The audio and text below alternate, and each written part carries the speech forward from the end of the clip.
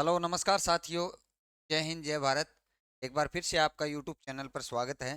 दोस्तों आज हम चर्चा करेंगे जो 27 तारीख को सेकंड शिफ्ट हुई थी के एसएसटी के प्रश्नों के। और एसएसटी के प्रश्नों में बहुत अच्छे तरीके से प्रश्न पूछे गए हैं और हर पार्ट से प्रश्न उठाए गए हैं। तो कहीं ना कहीं उससे संबंधित आप देख सकते हैं, उसमें आपको थोड़ा हेल्प मिलेगा कि किस प्रकार के प्रश्न पूछे गए हैं। तो चर्चा करेंगे हम जो 27 तारीख को पेपर हुआ था उसकी सेकंड शिफ्ट के बारे में। दूसरी शिफ्ट के अंदर है, यानी L2 का जो पेपर हुआ था ना, L2 के जो एसएसटी के जो प्रश्न हैं उनके बारे में अपन चर्चा करेंगे, ठीक है ना। तो ये आप देख सकते हो।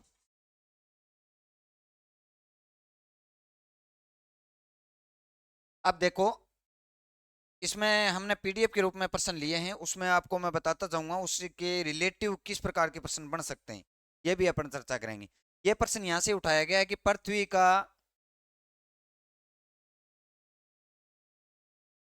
ये पृथ्वी का अक्ष कक्षीय सतह से कितने डिग्री का होता है। एक तो होता है अक्षीय सतह और एक होती है कक्षीय।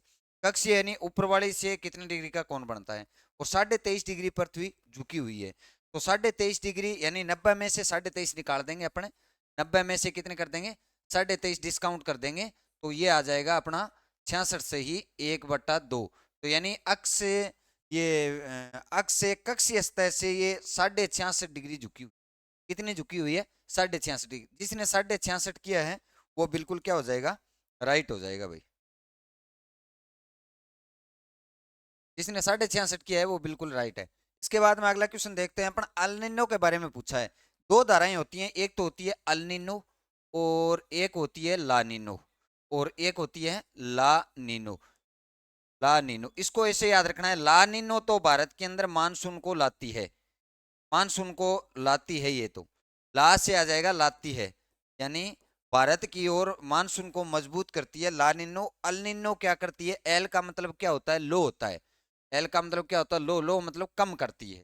तो यानी अल निनो यानी जो धारा है अल निनो है वो क्या करती है, लो करती है, यानी कमजोर कर देती है मानसून को। तो ये कब कमजोर होता है, जब वहां पर ठंडी जलधारा आती है। तो वहां पर ठंडी जलधारा अगर आएगी, गर्म जलधारा आएगी, तो वहां पर क्या है, तापमान वहां का बढ़ जाता है और वहां पे क्या है, वायु दाब कम हो जाता है, तो वहां पर उस तरफ खिंचाव आ जाता है। तो ये दिसंबर माह के अंदर उत्पन्न होती है अल नीनो। ये गर्म जलधारा है, ला नीनो क्या है, ठंडी जलधारा है। अब बात बात करें अपने कमली ताल और रागेश्वरी क्या है। कमली ताल और रागेश्वरी, रागेश्वरी गैस गो कुओ है, तेल गो खनिज तेलगार अंग कुआ है। तो अंग मदेरा की वाकायदा के खनिज तेल और प्राकृतिक गैस के कुएं हैं। ये क्या है, रागेश्वरी और कमली ताल क्या है, कुएं हैं प्राकृतिक और खनिज तेल के। इसके बाद में अगर अपन बात करें, इसमें आप विजय है, रागेश्वरी है, ऐश्वर्या है, उनके नाम याद रखना आप। और इनके खनिज तेल के जो कुएं हैं उनके बारे में खोज कब की गई वो भी थोड़ा ध्यान में कर ले।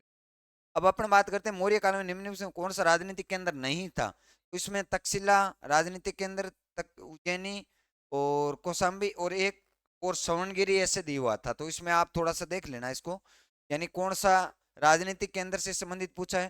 तो इसमें मौर्य काल के समय जो विद्या का जो केंद्र है उनके बारे में भी आपको पूछ सकता है, ठीक है ना। तो ये आप ध्यान में रखना।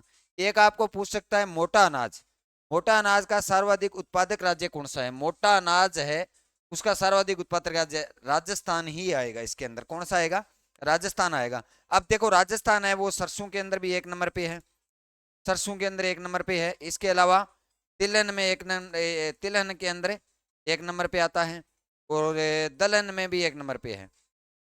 दलहन भी प्रथम स्थान है, सरसों के अंदर है, तिलहन के अंदर है, दलहन के अंदर इसमें प्रथम स्थान आता है भाई। और इसके अलावा अगर अपन बात करें ग्वार के अंदर भी प्रथम स्थान है, ठीक है। जैसे मूंगफली है, मूंगफली, चना, इसमें दूसरा स्थान आता है। मूंगफली और चना के अंदर क्या है, दूसरा स्थान आता है।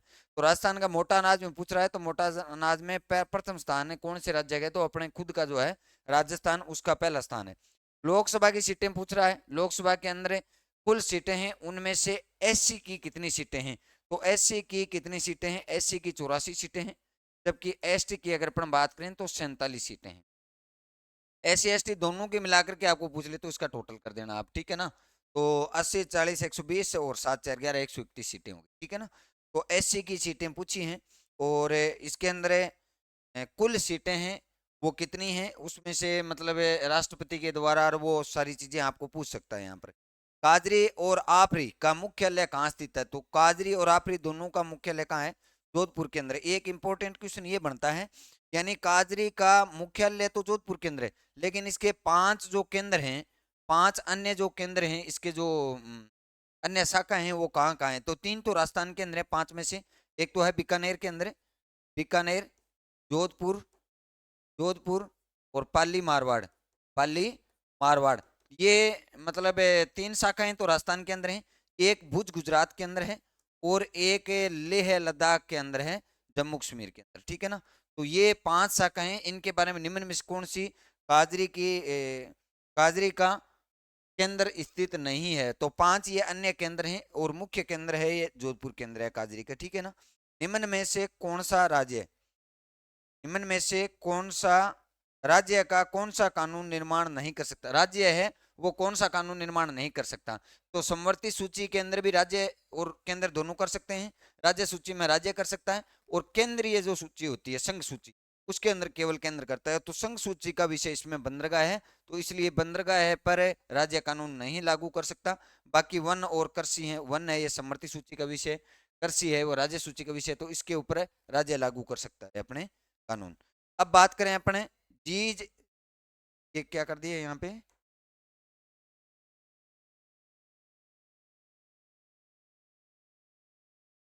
गायब हो गई, और इसको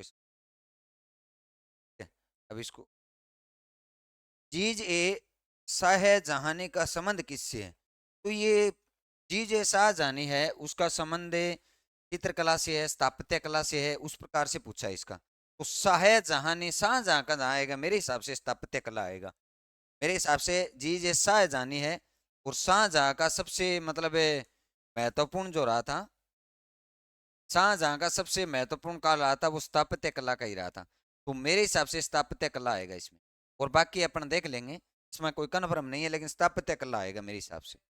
इसके बाद में नेक्स्ट अपन बात कर लेते हैं, यानी स्थापत्य कला ये हो गया वो। राजस्थान का प्रथम सीमेंट कारखाना, राजस्थान का प्रथम सीमेंट कारखाना पूछा है। तो आगे आपको अन्य भी पूछ सकता है, चीनी मिल से संबंधित पूछ सकता है कि प्रथम चीनी मिल कहाँ स्थापित की गई थी, या सहकारी क्षेत्र की मिलें कौन सी हैं, सार्वजनिक क्षेत्र की मिलें कौन सी, ऐसा प्रश्न आपको पूछ सकता है। तो सीमेंट का प्रथम कारखाना है वो 1915 के अंदर खोला गया था, और लाखेरी बूंदी के अंदर खोला गया था।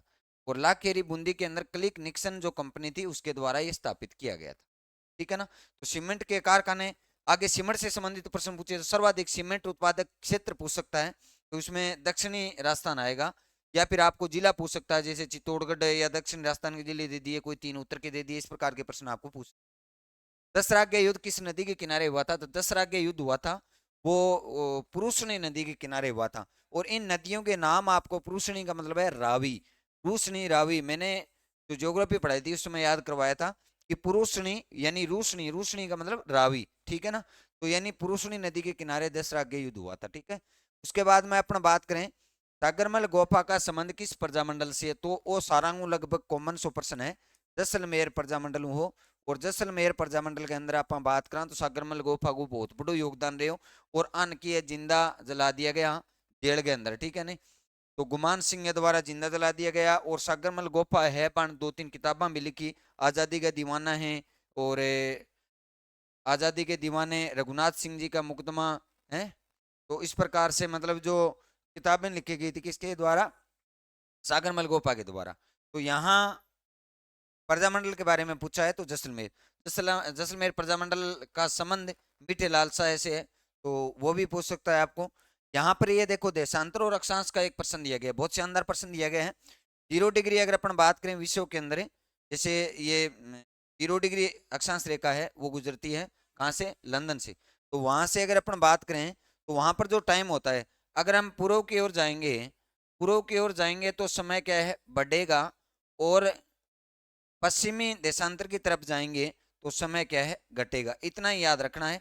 और ये आपको याद है कि 1 डिग्री अपन पार करते हैं तो 4 मिनट का अंतर आता है, तो 15 मिनट होती हैं, सॉरी 60 मिनट, 60 मिनट के अंदर है, 60 मिनट में क्या है, 1 डिग्री के अंदर 4 मिनट का अंतर आता है। कितने मिनट का? 4 मिनट। 1 डिग्री को अगर अपन पार करते हैं तो 4 मिनट का समय लगता है। तो 15 डिग्री अगर अपन पार करेंगे तो 15 × 4 यानी 60 मिनट लगेंगे। 60 मिनट टाइम लगता है। तो ये 15 × 4 60 मिनट हो गया, यानी 60 मिनट का 1 घंटा होता है। यानी 15 डिग्री आप पार करा तो 1 घंटा लगे। ओके, प्रश्न पूछो आने क्या 15 डिग्री पूर्वी देशांतर पर अगर 10 बजे हैं तो 75 डिग्री पूर्वी देशांतर। तो 15 डिग्री पर अगर 10 बजे हैं तो इन्हें जाऊंगा तो समय बढ़ेगा। अब बात तो कह दिया आप। अच्छा, 15 डिग्री पर है, 10 बजे हैं, वो पूछा है कि कितनी 75 पर। 75 और 15 बीच में अंतर कितना है भाई? 60 डिग्री को अंतर है। कितनी डिग्री को? 60। 60 डिग्री में आप 15 डिग्री में 1 घंटा में तो 15 भाग दें तो 4 आ जाएंगे। तो यानी 4 घंटा को टाइम आ जाओ। तो 4 घंटा को समय क्या कर देंगे आप? 4 घंटे का समय बढ़ा देंगे। और अगर 10 में 4 जोड़ेंगे तो क्या आ जाएगा? 10 और 4 14। 14 बजे हैं, 14 बजे मतलब दोपहर का 2 बजे हैं भाई। तो वो आपको उत्तर आ जाएगा कि दोपहर के 2 बजे हैं, ये आ जाएगा उत्तर। यानी इसमें कोई नॉर्मल है, बहुत अच्छी तरीके से अक्षांश देशांतर जो मैंने पढ़ाया था, अगर किसी ने बढ़िया तरीके से अगर अध्ययन कर लिया तो ये प्रश्न गलत हो ही नहीं सकता। ये तो एक समझने पर आधारित है। अच्छा, ये पुस्तक का नाम पूछा गया है, कौन सा है? पहले शिवदास गार्डन की, पहली जी की फर्स्ट पारी के अंदर शिवदास गार्डन की जी की रचना ही किंग बारे में पूछे गए हो, ठीक है नहीं। अब किंग बारे में पूछे गए स्वप्न प्रिया। स्वप्न प्रिया को कौन हो रचयिता? विजयदान देता हो। विजयदान देता है, उनकी जो रचनाएं हैं वो आपको देखनी है। इसके अलावा जैसे अन्य जो राजस्थान के साहित्यकार हुए हैं उनके बारे में साहित्य से संबंधित प्रश्न आ रहा है। तो ये विजयदान देता से संबंधित प्रश्न पूछा है ना। इसके बाद में अपन बात करें 26 नवंबर 1949 से को संविधान पर हस्ताक्षर करने वाले सदस्यों की संख्या। अच्छा, 26 नवंबर 1949 को अपना संविधान है वो लागू किया गया था, 26 नवंबर को। और 26 नवंबर का दिन इसमें कितने अनुच्छेद लागू किए गए थे ये भी आपको पूछ सकता है। तो टोटल कितने अनुच्छेद थे, कौन सा अनुच्छेद है 26 नवंबर को लागू नहीं किया गया, इस प्रकार का प्रश्न आपको पूछा जा सकता है। ये लागू किया था उस समय 284 सदस्यों ने अपने साइन किए थे, ठीक है ना। तो राजस्थान से भी कुछ सदस्य थे जिन्होंने संविधान 26 नवंबर को संविधान के जो लागू होने पर हस्ताक्षर किए थे, उनको भी थोड़ा ध्यान में। कमला और इलायची बहुत बार प्रश्न आवे। वो कमला इलायची को लगभग 2 एग्जाम बाद में कोई न कोई एग्जाम में आगे वो प्रश्न जरूर आवे। तो कमला और इलायची हैं वह दोनों ही चित्रकारी में कटेगी, वह दोनों ही कटेगी नाथ द्वारा की। और नाथ द्वारा है वो की है जो को चित्र से लिए भगवान श्री कृष्ण का चित्र ज्यादा बनाए गए हैं। और बटे परछाई है जो कि बोले पिछवाई। पिछवाई मतलब कर भगवान कृष्ण जी की बैक साइड की दीवार है बिंग ऊपर जो चित्र करे जाए पिछवाई बोले। तो यानी जबकि आ शैली है नाथ द्वारा की आ भगवान श्री कृष्ण का चित्रों संबंधित ज्यादा है। इंग माथा ने रंग भी पूछ सके या फिर कोई और चित्रकारों का नाम भी थाने पूछे जा सके, ठीक है। बीकानेर चित्र शैली की थोड़ी ध्यान में कर लियो। उस्ता कला है, उस्ता कला का प्रसिद्ध चित्रकार ईसामुद्दीन ने नागौरी बयानी। बंग के बारे में थोड़ा देख लियो, बंग अब की बार अगली शिफ्ट के अंदर प्रश्न आ सके। मौर्य काल से संबंधित प्रश्न आया है कि तांबे के सिक्के को मौर्य काल में क्या कहा जाता था। तो तांबे को सिक्के को मशक या काकणी कहा जाता था, मशक या काकणी कहा जाता था। तो ये इसमें मशक राइट हो जाएगा। करसापण यानी कांसे के सिक्के निशक आ जाएगा, यानी सोने का सिक्का निशक कहा जाता था। ये इस प्रकार का प्रश्न पूछा गया है। तो ये उसके बाद में भारतीय डाक विभाग अधिनियम किस राष्ट्रपति के समय लागू हुआ था? इस राष्ट्रपति के समय वीटो पावर का प्रयोग किया गया। ये किस प्रकार का प्रश्न है वो तो किस तरीके से पूछा गया है वो पता नहीं है। भारतीय डाक विभाग अधिनियम किस राष्ट्रपति के द्वारा पेश किया गया था, ऐसे हो सकता है। तो पेश किया गया था ये ज्ञानी जेल सिंह के समय। इसके समय ज्ञानी जेल सिंह थे। ज्ञानी जेल सिंह एकमात्र राष्ट्रपति थे जिसने वीटो पावर का प्रयोग किया था। वीटो पावर का मतलब होता है ना तो मतलब जो राज्यसभा और विधानसभा से जो बिल पारित होकर के आता है उस पर कोई डिसीजन नहीं लेकर के उसको शांत तरीके से क्या है जेब में रख लिया जाता है। उस पर ना तो वो कहता है पारित करता है और ना पारित नहीं करने की बोलता है। डेबी वीटो का पावर जो प्रयोग किया गया था वो ज्ञानी जेल सिंह के समय किया गया था। और ये भारतीय डाक विभाग अधिनियम जब पारित कर रहे थे तो इसको रोक लिया था ज्ञानी जेल सिंह ने। तो ये भी प्रश्न है इंपॉर्टेंट है, ठीक है ना। यहाँ दे भी रखा है पारित किया गया था, हाँ पारित नहीं किया गया था भाई। इसने क्या कर दिया था वीटो पावर का प्रयोग कर लिया था इस पे, पारित बाद में किया गया था इसको। धरातल पर भूकंप केंद्र के समीप वह बिंदु जहां सर्वप्रथम भूकंप का अनुभव होता है, यानी जको जटे धरातल जटे भूकंप यो धरातल है और नीचे जब भूकंप है सीधो आगे जटे धरातल पर पहली पोत टकराव है, बिन के कहें बिन बोले अधिकेंद्र। ये बहुत बार प्रश्न आता है और सेकंड ग्रेड में भी काफी बार ये प्रश्न पूछा गया है, तो ये वेरी इंपॉर्टेंट है। इसके बाद में जैसे आगे की ओर धाराएं चलती हैं, शुरुआत में पहला झटका कहाँ आता है, यहाँ अधिकेंद्र पे आता है। तो ये अधिकेंद्र आपको याद रखना है, अधिकेंद्र और अपकेंद्र ये भूकंप से संबंधित, ज्वालामुखी से संबंधित क्रेटर का और है कोई प्रश्न आपको पूछा जा सकता है, तो उसके बारे में भी थोड़ा सा ध्यान में रख लेना। मध्य प्रदेश में स्थित बांध है, ओ देखो चंबल नदी पर जगह बांध बनेड़ा है, चंबल नदी पर जगह बांध बनेड़ा है, बांग बारे में पूछे जाए। अब राजस्थान की बात करें तो आप सीधो सो बना लें, आप सिंपल सो ये तरीकों। तो राजस्थान के अंदर प्रवेश करे चंबल नदी, तो राजस्थान में प्रवेश करने पहली एमपी के अंदर गांधी सागर बांध है, ठीक है।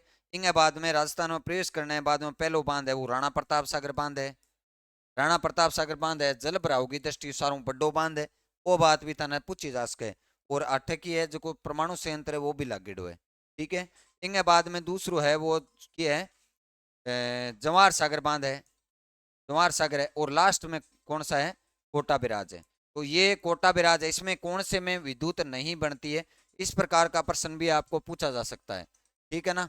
इस प्रकार का प्रश्न भी आपको पूछा जा सकता है कि निम्न में से किस पर विद्युत के नहीं बनती या सिंचाई का प्रयोग नहीं किया जाता है या सिंचाई का साधन उपलब्ध नहीं है, तो इस प्रकार का प्रश्न पूछा जा सकता है आपको। सबसे बड़ा बांध इसमें से कौन सा है, तो सबसे बड़ा बांध पूछेगा तो ये गांधी सागर बांध है, ये सबसे बड़ा बांध है, ठीक है ना।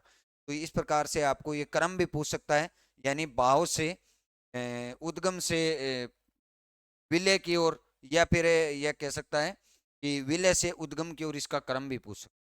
तो ये बहुत अच्छा प्रश्न बनाया गया है और यहाँ से प्रश्न अक्सर एग्जाम के अंदर आता है चंबल। ये क्या है, मसरू है, मीरे बादला है, नौरंग सही है, क्या है ये नाइन्थ की जो किताब है उसके अंदर दिए गए हैं। ये सारे के सारे क्या है, महिलाओं के वस्त्र हैं, महिलाओं के क्या हैं, महिलाओं के वस्त्र हैं भाई, ये याद रखना आप है। तो महिलाओं के कपड़े क्या हैं, मसरू, मीरे बादला, नौरंग सही, इनके अलावा जैसे सिलक है, मशरूम है, ये भी क्या है उनके आभूषण हैं। अब घरेलू हिस्सा का पूछा गया है, घरेलू हिस्सा महिला उत्पीड़न अधिनियम है, वो कब बना था, तो ये 2005 के अंदर तो बना था और अक्टूबर 2006 के अंदर ये लागू हुआ था, अक्टूबर 2006 के अंदर ये लागू हुआ था। बल्कि बना कब था, ये अधिनियम कब बना था, 2005 में, और लागू 2006 के अंदर किया गया था। इंगे बाद में आप बात करें, देखो वो प्रश्न आयो है क्यों संबंधित आयो है अभी, वो अपनी सभ्यताओं संबंधित आयो है, भारत की सभ्यता है बहु संबंधित। फिर अंदर बनवाली को नाम दे गए, तो बनवाली के अंदर हल की मिट्टी का हल प्राप्त हुआ है, ये वेरी इंपॉर्टेंट है। कालीबंगा की बात करें तो यहाँ जूते हुए खेत बिल्कुल मिले हैं, कपास की खेती के प्रमाण भी मिले हैं, खोपड़ी में 7 संयुक्त चूल्हे भी मिले हैं, ये बहुत सारी चीजें हैं। इसके अलावा धोलावीरा की बात करें, धोलावीरा के अंदर जो बोर्ड मिला था, जो बोर्ड मिला था वो धोलावीरा के अंदर ही मिला था, ठीक है ना। और यहाँ तिहरा मतलब प्रकोटा भी मिला है, ठीक है। तो ये चीजें आपको थोड़ा सुमेलित वाला प्रश्न ऐसा कुछ पूछा गया था, तो ये थोड़ा सा ध्यान में कर लेना, आप सभ्यताओं से संबंधित प्रश्न पूछे जा रहे हैं। इसके बाद में खादर व बांगर किस मृदा के प्रकार हैं, खादर बांगर की अगर अपन बात करें तो ये जलोढ़ मिट्टी के प्रकार हैं भाई। और जलोढ़ मिट्टी के बारे में प्रश्न पूछे गए, खादर कौन सी है और बांगर कौन सी है। खादर तो जो कि दो प्रकार की मिट्टी में, एक तो वह खादर और एक वह बांगर। तो बांगर और खादर, खादर मतलब है खाई, और खाई में पानी हर बार गिरतो रहे, खादर ऐसे याद रखता हूं मैं, खादर है खाई, खाई के अंदर हर बार पानी गिरता है तो नई मिट्टी बनती है, तो खादर तो है वो नई मिट्टी है, और प्राचीन जो मिट्टी है वो बांगर, यानी ये प्राचीन रोड मिट्टी। इनके नाम भी आपको पूछे जा सकते हैं, ठीक है ना। तो प्राचीन है वो तो बांगर है और नवीन है वो खादर है, इस प्रकार ये प्रश्न पूछा गया। इसके बाद में नेक्स्ट अपन बात करते हैं, चित्तौड़गढ़ दुर्ग में नहीं है कौन सा महल, तो चित्तौड़गढ़ दुर्ग में महल और सुपारी महल है वो कौन, भी सीधी सी बात है, सुपारी महल कटा है रणथंभौर के अंदर है, रणथंभौर के अंदर सुपारी महल है, रणथंभौर के अंदर, ठीक है, रणथंभौर दुर्ग के अंदर। तो वो दुर्गों संबंधित था पहले भी प्रश्न पूछे गए और इस बार भी था प्रश्न पूछे है। इंगे बाद में आप बात करा असत्य है, कौन सा असत्य है? तो बृहस्पति, शनि, अरुण, वरुण ये आंतरिक ग्रह नहीं, ये बाह्य ग्रह हैं भाई। ये असत्य पहले शुरुआत वाला ही हो गया, ठीक है ना। इसके अलावा पृथ्वी का आकार भूआद जियोड है, बिल्कुल जियोड है। ग्लोब पर दिन रात को विभाजित करने वाली वर्त को प्रदीप्त कहते हैं। ये सेकंड ग्रेड 2022 के अंदर भी पूछा गया था, प्रदीप्त क्या है। तो ये प्रश्न वेरी इंपॉर्टेंट बनता है, ये भी आप ध्यान में रखना। तो इनमें से कोई नहीं, तो 1 नंबर इसमें हो जाएगा उत्तर। गुरु नानक देव का जन्म कब हुआ था? गुरु नानक देव 1469 ईस्वी 69 ईस्वी के अंदर हुआ था, सॉरी 1469 ईस्वी के अंदर हुआ था। और गुरु नानक जी का जो जन्म हुआ था वो कहाँ हुआ था? तलवंडी गांव के अंदर हुआ था। और तलवंडी वर्तमान के अंदर कहाँ पर है? ये पाकिस्तान के अंदर है भाई, तलवंडी गांव के अंदर हुआ, ठीक है। जावा द्वीप का प्राचीन नाम पूछ रहा है। तो जावा द्वीप का प्राचीन नाम क्या था? तो जावा द्वीप का प्राचीन नाम यव था, यव मतलब जो, ठीक है ना। तो यव था। और स्वर्ण द्वीप ये था सुमात्रा का प्राचीन नाम। तो दोनों द्वीप हैं, वेरी इंपॉर्टेंट है, पहले उस पर व्यापार खूब सारा होता था। तो वो वर्तमान के अंदर क्या है? मलेशिया के भाग हैं, ठीक है, इंडोनेशिया के, सॉरी इंडोनेशिया के द्वीप हैं। तो ये जावा द्वीप का प्राचीन नाम यव द्वीप था। दो राज्यों के मध्य विवाद का सर्वोच्च न्यायालय किस अधिकार के अंदर आता है? क्षेत्राधिकार के अंदर आता है, या अपन कह सकते हैं उसका निजी अधिकार होता है। इसके दो राज्यों के मध्य अगर विवाद होगा तो उसका निपटारा करने वाला कौन होगा? सर्वोच्च न्यायालय ही होगा भाई। कौन होगा? सर्वोच्च न्यायालय ही होगा, ठीक है। इसके बाद में अगर अपन बात करें, निम्न में से निम्न को सुमेलित कीजिए। अच्छा, कृषि संबंधित पूछिए, स्थानांतरित कृषि को पहले भी अपन पूछियो प्रश्न है, और इस बार भी स्थानांतरित कृषि को प्रश्न पूछियो है। ये बे पूछियो है अंदर राज्य के अंदर कृषि का नाम पूछे। तो वेबर और दैया एमपी के अंदर बिल्कुल सही है। पोंडू आंध्र प्रदेश बिल्कुल सही है। कुमारी पश्चिमी घाट बिल्कुल सही है। और वालरा राजस्थान। इस प्रकार इसको अलग अलग दे दिया होगा और पूछ लिया होगा। जैसे झारखंड के अंदर कुरुआ बोलते हैं, कुरुआ ये झारखंड के अंदर है, झारखंड है। और छत्तीसगढ़ के अंदर है दीपा भी बोलते हैं, छत्तीसगढ़ के अंदर क्या बोलते हैं? दीपा बोलते हैं। इस प्रकार ये नाम आपको पूछ सकते हैं। जैसे हिमालय के अंदर खिल बोला जाता है, तो ये स्थानांतरित कृषि के नाम हैं, ये आपको याद रखना है, ठीक है ना। तो ये बिल्कुल ये प्रश्न आपको ध्यान में रखना है। कालीबंगा की अगर खोज की बात करें तो अमलानंद घोष ने 1952 में करी भाई, 1952 में कालीबंगा की खोज करी। और इनके अलावा थाने अगर आगे प्रश्न पूछे तो गणेश्वर की खोज पूछ सके, आहड़ की खोज पूछ सके, ठीक है ना, विराट की खोज पूछ सके। तो अंग बारे में भी थाने थोड़ी सी ध्यान में रखना, कण करी और कद करी। निम्न में से धात्विक खनिज का समूह है। तो धात्विक खनिज को समूह पूछ्यो है, तो धात्विक खनिज लोहा, तांबा और शीशा जस्ता। धात्विक खनिज का ये किस प्रकार ऑप्शन में दिए गए थे वो आप थोड़ा सा देख लेना। इसमें धात्विक खनिज का समूह पूछा है, तो शायद यही होगा मेरे हिसाब से। इसमें ऑप्शन क्या थे उस पर डिपेंड करता है, ठीक है। अब अपन बात करते हैं कि एक आपको पूछा गया है, प्रयाग प्रशस्ति का रचिए तो पूछिए है। प्रयाग प्रशस्ति पहली बात तो संस्कृत भाषा में लिखेड़ी है। कौन सी भाषा में? संस्कृत भाषा में। इनके रचयिता की बात करा तो हरिसेन है। कौन है भाई? हरिसेन। हरिसेन इसके रचयिता हैं। और हरिसेन जी हैं वो किन के दरबार में रहते थे? तो समुद्र गुप्त के दरबार में रहते थे, समुद्र गुप्त के दरबार के अंदर रहते थे। तो ये आपको पूछा गया है, तो ये एक आगे पता नहीं कालिदास से संबंधित भी कोई क्वेश्चन है आ सकता है आपको, ठीक है ना। इसके अलावा अगर अपन बात करें असुमेलित, देखो मारवाड़ जोधपुर ठीक है, मरु जैसलमेर, हाथी जयपुर, बीकानेर थार बीकानेर, ये असमंजस जैसा लग रहा है, या तो कोई बच्चे ने बताया वो सही नहीं बताया होगा मेरे हिसाब से। ये थोड़ा आप देख लेना, मेरे हिसाब से आप कमेंट में बता देना इसमें क्या असुमिलित में से कोई ऐसे ये ऑप्शन सही है या फिर कोई इसमें अलग ऑप्शन हो सकता है, कोई बच्चे ने कंफ्यूज कर दिया होगा। किस संविधान संशोधन में मतदान की आयु 21 से घटाकर 18 कर दी? अब 18 साल को होता है वोट गिरा, लेकिन पहले 21 साल का वोट गिरता। तो वो जो कानून बनाए हो वो किंग टाइम में राजीव गांधी के टाइम में बने हुई। और वो 61वां संविधान संशोधन पारित हुए भी टाइम बने हो। और ये 1989 के अंदर बने हो। 89 के अंदर 18 साल का है वोट गिरने लाग गया। तो यानी वो 61वां संविधान संशोधन है, इनके बारे में थोड़ा ध्यान रखियो। इनके अलावा था 42वां संविधान संशोधन, 44वां संविधान संशोधन भी प्रश्न है पूछे जा सके। अब आप बात करा किंग बारे में भाई, 1916 में होम रूल की स्थापना किसने की थी? तो ये बाल गंगाधर तिलक ने की थी। और ये 1916 के अंदर की थी, ठीक है। तो बाल गंगाधर तिलक ने होम रूलिंग की स्थापना की थी, ये आपको याद रखना है, ठीक है। अब अपन नेक्स्ट बात करते हैं, ये दक्षिणी भारत के अंदर की थी। सिकंदर लोदी ने किस संत के चमत्कारों से प्रभावित होकर भूमि दान दी? तो सिकंदर लोधी है वो जाम्बू जी भी प्रभावित हुए और जसनाथ जी भी प्रभावित हुए, ठीक है नहीं। तो जसनाथ जी ने भूमि दान में जी दी, बाकी दी जसनाथ जी ने दी। और जसनाथ जी को कौन सो नृत्य करे जाए जसनाथ जी के संबंध में, तो अग्नि नृत्य है। और जसनाथ जी की रचना है वह भी थाने थोड़ी सी की है, देख लेनी है। और जसनाथ जी के अलावा अन्य जो संत हैं, दादू दयाल जी हैं, जाम्बो जी हैं, इनके बारे में भी थोड़ा सा की है, तो ध्यान कर लीजिए। इनके बाद में आप बात करें बाल संरक्षण की। बाल संरक्षण और बाल अपराध से संबंधित तत्व है, तो कौन से संबंधित है सॉरी। अब देखो, इमा बाल अपराध और बाल संरक्षण संबंधित है। इनमें ऑप्शन में के देज गया, ऑप्शन में बाल अधिकार देज गयो, वे देज गयो बागु नहीं सकता तो, यानी अगर इनके अलावा कोई ऑप्शन और है तो वो देख लीजिए। यानी इनको नीति निर्देशक तत्वों में उल्लेख करे गयो, ठीक है नहीं। जैन धर्म को 23वां तीर्थंकर, देखो पहलो तीर्थंकर और ऋषभ देव, इंगा बाद में 23वां तीर्थंकर हो पार्श्वनाथ, और 24वां महावीर जी, 30वां मीनाथ हो शायद। यानी ए थाने देश के हम 23वां तीर्थंकर पुत्र है, तो इनमें आज जो पार्श्वनाथ आ जाएगा, ठीक है ना। तो ए तीर्थंकर है, बहुत बारी प्रश्न पूछे जाए, वो बहुत ही अच्छा प्रश्न है। इनके बाद में आप बात करा, देखो एक प्रश्न और रह गया पीछे। हाँ, मूल कर्तव्य किस अनुच्छेद में है, तो ये कौन से अनुच्छेद के अंदर है, ये 51 क के अंदर है, 51 क के अंदर है। और भाग भी 4 क के अंदर है। भाग अगर आपको पूछ लेगा तो भाग 4 क के अंदर है, ठीक है ना।